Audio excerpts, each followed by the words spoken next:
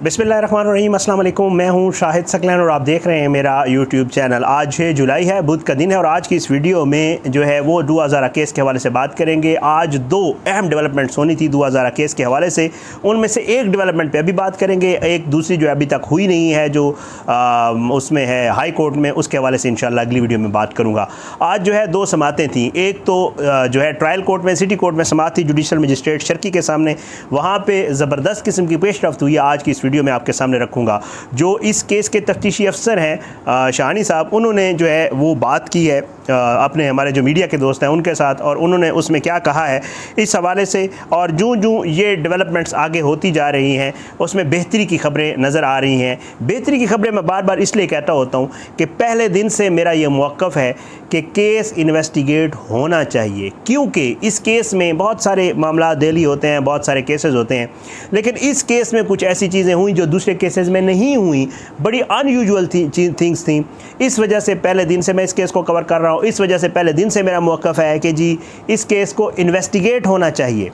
Investigate होगा तो पता चलेगा। पहले ये हो रहा था कि अली काज़मी की बात नहीं सुनी जा रही थी। अली काज़मी को मुख्तलिफ़ मौक़े के ऊपर, चाहे वो पुलिस हो चाहे वो कोर्ट्स हो, जहाँ पे भी हो वहाँ पे उस तरह उनको नहीं सुना गया। लेकिन अब क्योंकि ये मामला दोबारा से इन्वेस्टिगेशन की तरफ चला गया है, मज़ीद इन्वेस्टिगेशन हो रही है इस केस में, तो इस वजह से अब जो है बहुत बेहतर ख़बरें आना शुरू हो गई हैं। इसी तरह की 2-3 बेहतर ख़बरें आज की जो जुडिशल मजिस्ट्रेट शर्की की अदालत में जो समात थी आफ्ताब बुगिया साहब की अदालत में, उसमें हुई हैं। एक तो वो आपके साथ शेयर करूँगा, शाहानी साहब की जो गुफ्तगू है वो भी आपके साथ शेयर करूँगा, आगे चल के दिखाऊँगा आपको, और फिर हाई कोर्ट में क्या होने जा रहा है उस हवाले से भी इंशाअल्लाह इस वीडियो के आखिर में बात करेंगे। सबसे पहले आज जुडिशल मजिस्ट्रेट शर्की की अदालत में जो है वो अगवा के मुकदमे की जो समात थी ट्रायल कोर्ट में चल रही है, आपको पता है सिटी कोर्ट में, और इसमें अब मुल्ज़िम ज़हीर जो है उसके वकील भी पेश हुए हैं आज वहाँ पे कराची में।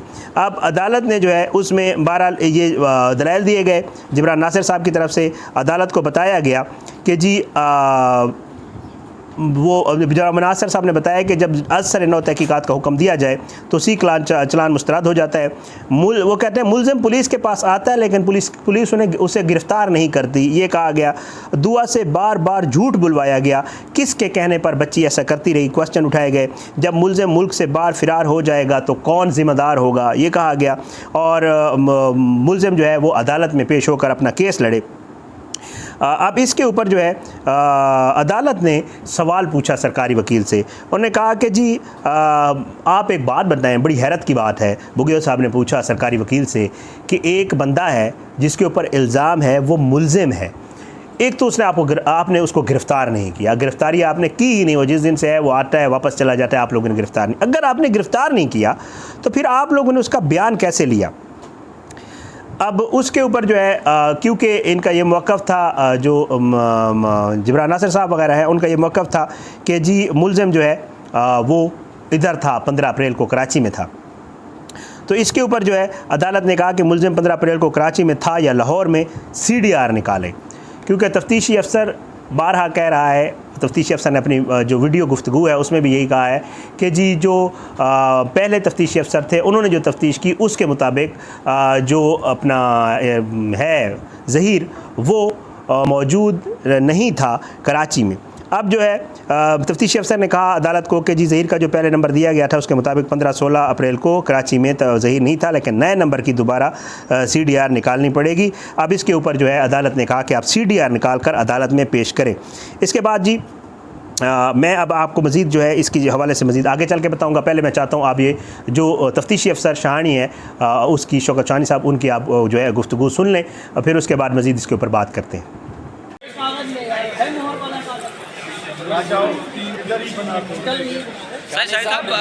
शाहानी साहब, आज अदालत ने कहा जो दफ़ात लगानी है वो लगाएं और उसके बाद रिपोर्ट पेश करें, तो अब क्या क्या दफ़ा लगती है सर? आपने तो अब मेडिकल रिपोर्ट देख ली होगी। अभी मेडिकल ओरिजिनल कापी हमें दी नहीं है, तफ्तीश जारी है, सर्टिफाइड कापी लेंगे इंशाअल्लाह। जो बनता है कानून के मुताबिक, मेडिकल बोर्ड के मुताबिक, वो देख के पढ़ के इंशाअल्लाह वही।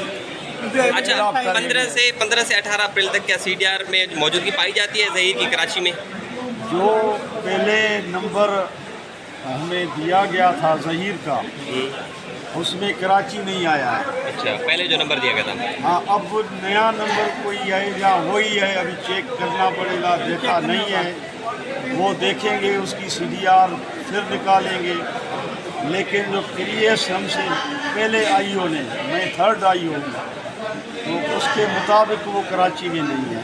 अच्छा, अब जब उम्र में वो हम देखें रिपोर्ट क्यों काफ़ी जब लेंगे पढ़ेंगे भाई, उसके बाद हम बताएं। सर अदालत ने अब ऑर्डर क्या किया, क्या है मतलब क्या क्या करना है आपने? यही किया कि फर्दर इन्वेस्टिगेशन जारी रखो और 20 तारीख की डेट है, इसी दरमियान हम कंप्लीट करके इंशाअल्लाह सप्लीमेंट्री चालान जमा कराएंगे नई दफात के साथ जो दफात जो लगेंगे। दफात बने देखें, वो अभी बोर्ड का जो रिज़ल्ट आया है उसके मुताबिक लगेंगे। ठीक है sir, thank you sir, thank you.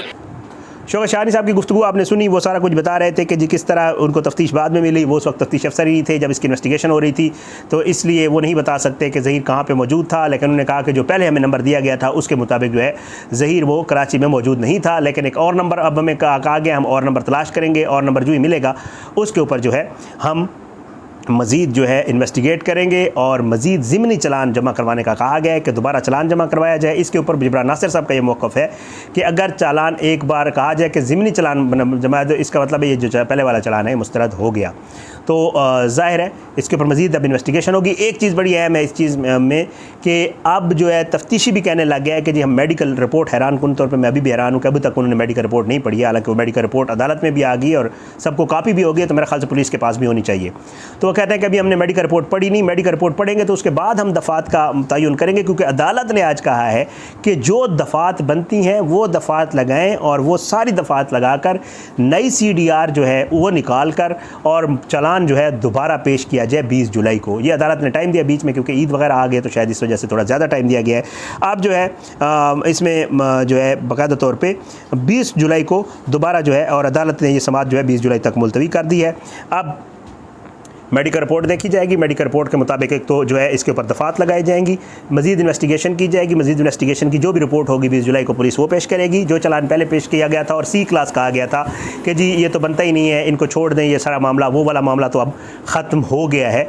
इन लोगों को अदालत मुल्ज़मान ही देख रही है और इन लोगों की मज़ीद भी इन्वेस्टिगेशन होगी, और जो लोग 2 गिरफ़्तार हैं वो भी अभी जेल में ही हैं, उनको भी नहीं छोड़ा गया। तो ये आफ्ताब बुगियो साहब की अब जो है एक और जो है बेहतर और अच्छी डेवलपमेंट इंशाअल्लाह हाई कोर्ट से आएगी। अभी जब मैं वीडियो रिकॉर्ड कर रहा हूँ अभी तक हाई कोर्ट में समाअत नहीं हुई, हाई कोर्ट में समाअत होगी और हाई कोर्ट में जो है वो इकबाल कलोड़ो साहब जज हैं, जो पहले भी जज थे। जब आपको याद होगा जब उन्होंने समाअत की थी तो उन्होंने बहुत ज़बरदस्त रिमार्क्स दिए थे इस केस में। अब वो वापस आ गए अपनी ड्यूटी पे और उन्होंने ये हाई कोर्ट में उनकी ही उसमें दरख्वास्त लगी हुई है। अब उसमें जो है इस्तदा की गई है जो दुआ के वालिद हैं उनके वकील की तरफ से कि जी वो जो 3 चीज़ें मैंने आपको कल की वीडियो में बताई थी, एक ये कि बच्ची जो है वो माइनर है, मेडिकल से साबित हो गया है, दस्तावेज़ात साथ लगा दी गई हैं, बच्ची माइनर है, उसको पेश किया जाए अदालत के सामने, बाजियाब करवाया जाए, मुलजिम जो है उसको गिरफ़्तार किया जाए, बच्ची की जो कस्टडी है वो उसके जो लीगल गार्डियन है यानी कि वालिद उसको दी जाए। ये सारी चीज़ें जो है ये आज हाई कोर्ट में भी होनी है। तो आज का दिन 2000 केस के हवाले से बहुत इंपॉर्टेंट दिन था, क्योंकि आज ये 2 समातें होनी थी। अब देखते हैं कि पुलिस बड़ा मैटर करता है पुलिस के ऊपर, जिससे मुझे खैर इमरान नासिर साहब बड़े पुरुमीद थे जब भी मेरी बात हुई, और वो ये कहते हैं कि यही पुलिस है, यही अदालतें हैं जिन्होंने हमें रिलीफ भी देना है और सारा कुछ देखना है। बट पिछली जो पुलिस की कारकर्दगी रही है स्पेशली इस केस में, उसके ऊपर मैं बारहा बात करता रहा हूँ और बारहा ये कहते रहे हैं कि पीछे जो इन्वेस्टिगेशन ना करना था वो पुलिस की तरफ से एक गलत अमल था। पुलिस को इन्वेस्टिगेशन करनी चाहिए थी, पुलिस को तफ्तीश पूरी करनी चाहिए थी। अब फैसला क्या आता है, पुलिस का काम है तफ्तीश करना, पुलिस तफ्तीश करते, पुलिस जज नहीं बन सकती। जैसे शानी साहब बारहा कहते थे ना केस तो बनता ही नहीं है, ये तो होता ही नहीं है, वो शानी साहब का काम नहीं है, ना IG साहब का काम है ये कहना। IG साहब भी नहीं कह सकते क्योंकि मामला सब जुड़े से है। जब तक केस चल रहा है उसके ऊपर पूरा का पूरा मौक़िफ़ देना किसी का काम नहीं होता, अदालतें इस काम के लिए मौजूद होती हैं, अदालत ने फ़ैसला करना होता है। लेकिन इन्वेस्टिगेशन नहीं होगी, प्रॉपर इन्वेस्टिगेशन नहीं की जाएगी तो उसके ऊपर हम भी बोलेंगे, हर कोई बोलता है और बोलना चाहिए भी कि देखें यार तफ्तीश पूरी करें। अब उसके बाद किसके हक़ में फ़ैसला आता है डिपेंड्स, क्योंकि ज़ाहिर है अदालत ने ही इसके ऊपर फ़ैसला करना होता है, वो शवाहिद सारी चीज़ें। अच्छा ये कहते हैं जी शानी साहब बारहा कह रहे हैं कि जी हमें कोई गवाह ही नहीं हमारे सामने, तो भाई गवाह किसका काम है? आप लोग इन्वेस्टिगेशन करेंगे, गवाहान लाएंगे।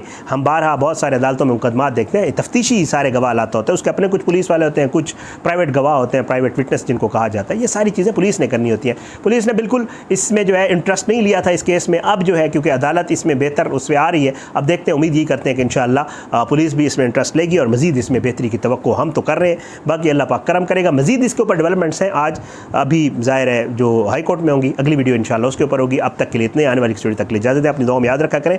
अल्लाह पाकिस्तान कामयाब नासिर और इसके खिलाफ साजिशें करने वालों को नस्ल नाबूद करे। आमीन सुम्मा आमीन। पाकिस्तान जिंदाबाद। अल्लाह हाफ़िज़।